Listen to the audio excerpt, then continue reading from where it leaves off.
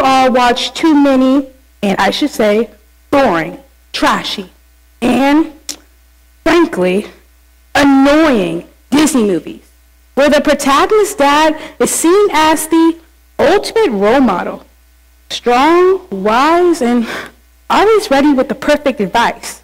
You know, the kind of dad everyone wishes that they had? Well, it's safe to say that my dad didn't get the memo. At 4 years old, my parents divorced, my mom and I packed our bags and headed to the great state of Oklahoma? Now, do I blame my mom for the divorce? No. But do I blame her for choosing to live in Oklahoma? Oh, you bet I do.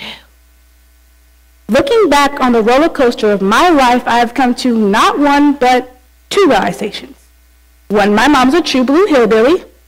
And 2, my dad is a star of my own personal trauma show. And boy, isn't that a real showstopper.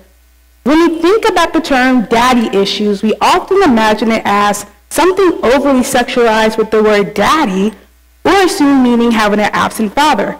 And with the black girl speaking about daddy issues, I bet you automatically assume my father wasn't in my life. But joke's on you. My father is in my life. I just wish he wasn't. Moreover, there's a whole untold story about the girls like me who have to deal with abusive fathers and navigate these horrible films of these toxic relationships. So today, let's go to the movies and explore the art of letting go, whether that be parents, friends, or any space that no longer serves us. In our first stage of our cinematic journey, we'll understand why we as humans can't free ourselves from these toxic situations. Then, we'll start by defining what letting go truly means, by breaking down common misconceptions and peeling back the hidden narrative that often lies beneath. That it's okay to let go. And as the credits roll, we'll explore the empowering aspects of breaking free from destructive cycles we once called normal. Even though my dad was there for me financially, he wasn't there for me physically. I remember my first dance recital, a moment where all the girls were receiving warm hugs from their fathers. Who did I have by my side? My mother. My mother's words were exactly what I needed as she bluntly told me, do good. That sucked. Despite this, my whole family was there. Well, actually, everyone was there minus my dad. I remember telling him about my disappointment only for him to gaslight me, claiming that he was there, and I quote, in spirit. He was dead serious about this. Looking back on it now, I can see that he has some issues of his own, and I'm glad I finally let go of the frustration that had built up in our relationship. But something couldn't let me forgive him. Now, as I got older, I can see that my anger and grief from him not being there caused me to subconsciously create a boundary that I can never let anyone cross. As author here, Rajesh explains, we as humans run out of subconscious software that connects memories to emotion, and this helps us create boundaries. The Bowlby attachment theory dives into the infant's experience with separated from a parent. Bowlby found that these infants will go to great lengths, including crying and clinging, to prevent separation. Chris R. Fratley, a professor from the University of Illinois, analyzed the Bowlby test and stated, according to Bowlby, the attachment system asks the following fundamental question. Is the attachment figure nearby, accessible, and attentive?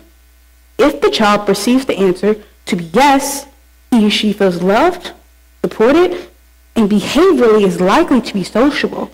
However, if not, the child feels unloved, unsupported, and behaviorally is likely to exhibit attachment issues. It's important to note that our parents are essentially our first love, guiding our expectations and boundaries.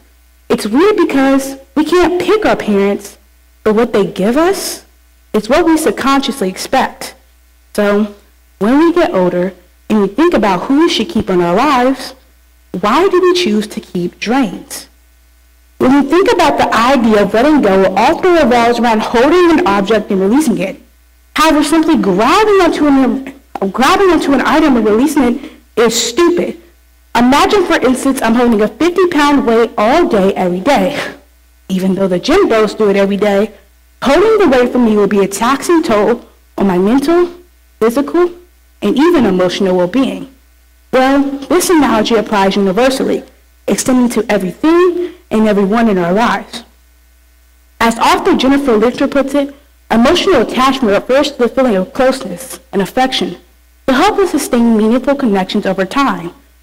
Oftentimes, we gear towards negativity because it can feel comfortable or familiar, even when these negative experiences violate our boundaries.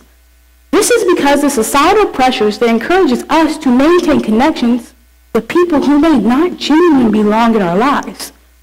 Organization Athletes for Hope states, among professional athletes, 35% of elite athletes suffer from mental health crisis, which can manifest as stress, eating disorder, burnout, or depression and anxiety. But how many of those 35% made the choice to let go? Now, letting go isn't a synonym with giving up. Instead, it's a sincere declaration of, this is enough. I came to realize I needed a break between me and my father when I asked to go home early for the summer. He called me a user and the worst daughter. Then, during July, I spent the entire month with my grandmother. And in August, she passed away. Reflecting back on that situation, I realized if I would have stayed, I would have missed that precious time with my grandmother. Consequently, I decided to block him for 3 months. And I was happier than a mother fluffer. I mean, you never really realize how happy you are until a dream is out your life. I could have done a butt-fluffing cartwheel how happy I was. But many others disagree with me, saying things like, you can't block him, he's your father. These conversations prompted me to reevaluate the consequences I had set and the stuff I imposed on him. And after each conversation, I reached the same conclusion. I was happy that I blocked him. These individuals were unaware of the mental toll my father had taken on me. And despite the familial connection, it didn't feel like one. And as a result, I had developed an eating disorder, depression, and anxiety, a hidden struggle I had never disclosed to anyone. Letting go for me meant releasing the toxic burdens of our relationship. During the tumultuous year of 2019, many chose to sever connections due to masks, racism, homophobia, or any other issues at that time. I share this to emphasize letting go could be a powerful action towards our well-being and growth.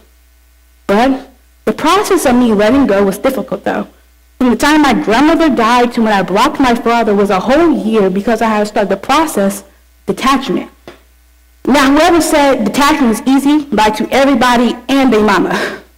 According to author Sarah Reagan, MBG, Spirituality and Relationships Editor states, in order to manifest our desires, we must release the outcome to itself, as well as the path we might take to get there.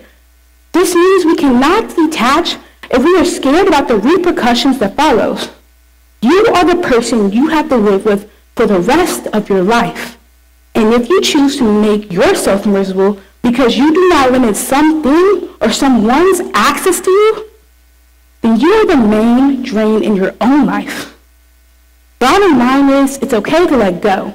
And when you do let go, you'll be able to say fluff you in the most genuine way possible.